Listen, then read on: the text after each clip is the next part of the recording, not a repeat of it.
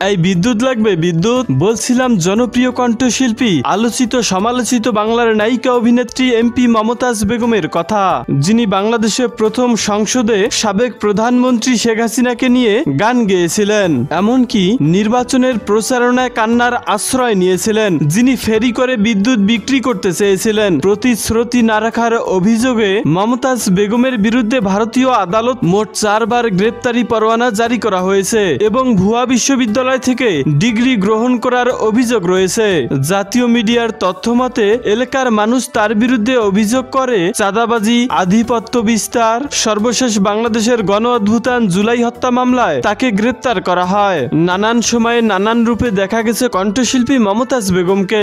তিনি 2 বার শ্রেষ্ঠ নারী কণ্ঠশিল্পী বিভাগে জাতীয় চলচ্চিত্র পুরস্কার অর্জন করেছেন। তবে নারী রাজনীতিবিদ এমপি মমতাজ বেগম সম্পর্কে আপনার যে কোনো মন্তব্য